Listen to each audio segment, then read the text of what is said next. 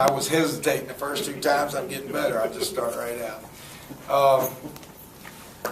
Obviously, there were some really good parts, and there were some parts not so good. So, but I thought we shot the ball well. We had some parts that really looked good. That's a well-coached team, and small, but their big guy inside's not small, and he's aggressive, and they're a threat because every one of them can shoot, and they're quick, and they're well-coached, and they play hard. So, to do what we did, part that we were playing well, I was really, really proud, and I thought that learning to win every possession, the entire game is going to be a learning process. We don't have that swagger yet of a veteran team that's won games and know how to put them away and just end them. But I did like our response coming back when they did cut it down. Then we took it right back up to 22. So all of that was good. I'll take a question.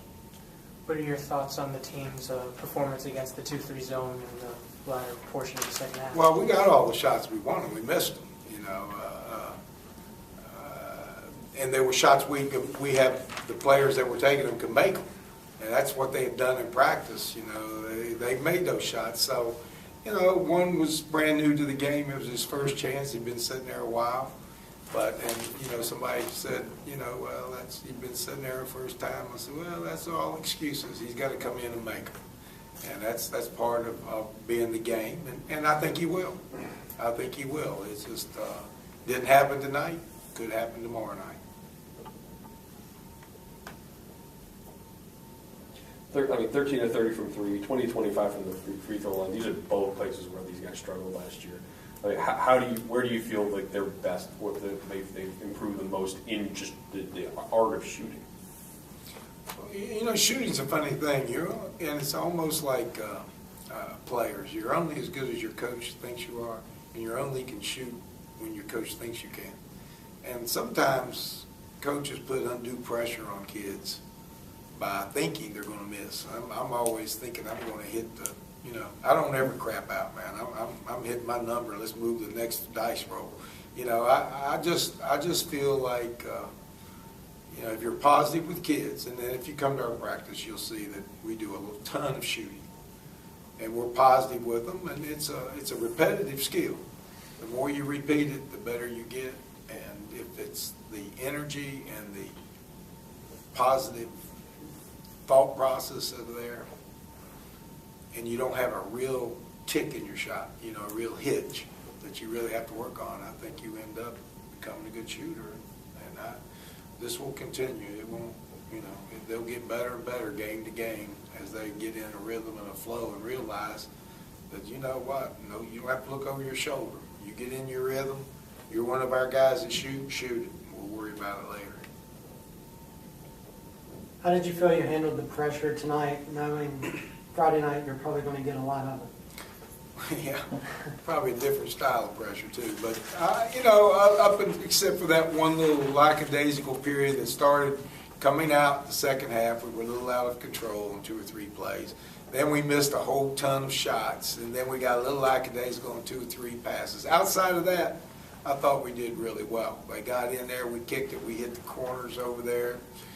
Can we get better, an easier shot? I think we can get it into layups a little better. We need to finish when we're in there a little bit better.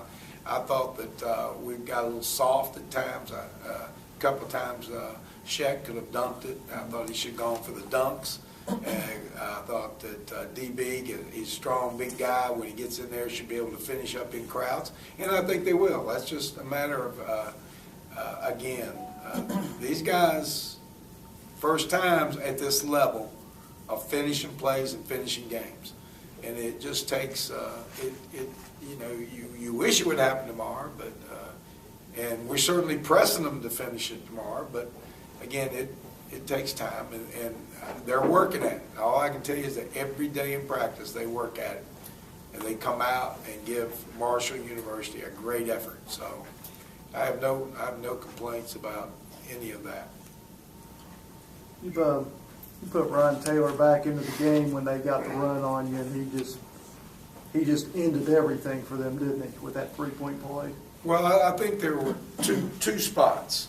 One, the first one was when we put Alex and Jay in. When we first came out, we turned the ball over 2 or 3 times, and I put Alex and Jay in there, and they kind of settled the game. We moved our lead back up to where it should have been, and then I put in a couple guys that hadn't played, and when that happened, we missed some shots that were wide open, and shots that normally he makes. He just missed them, and that happens. And then we started getting a little ragtag after that. Then we brought Ryan in, and with Shaq, and it kind of, like you said, it calmed everybody down. Ryan's a heck of a player, and he's going to be good for Marshall for a couple more years after this year. So it'll be fun to watch, and hope people come out and enjoy it. 3 games in, how do you feel things are progressing, especially with the test that you're going to be facing on Friday? Who we play for? Yeah, who's that? You know, good. I mean, we're 3-0. You know, they're good and bad spots. There's good teaching points. I mean, if it didn't have teaching points, they wouldn't hire me. You know, it's good that I can work on something. I got something I can coach. You know, if they were all really, really good, they wouldn't pay me as much. The reason they pay me is I try to fix some problems. So we're going to work on it, and I think the kids have bought in. You can see that they like the style, and we're going to try to get better and better. As far as the next game, it's the next game, and whether it doesn't matter, we get beat by 100 or we win by 100. Next game, play it hard, come back out, practice, figure mistakes, next opponent, and we'll just keep doing that. And at the end of the year, we'll look up and see where we are. Prior to the season, you really stressed conditioning and fitness. How do you feel about your team's conditioning for your games?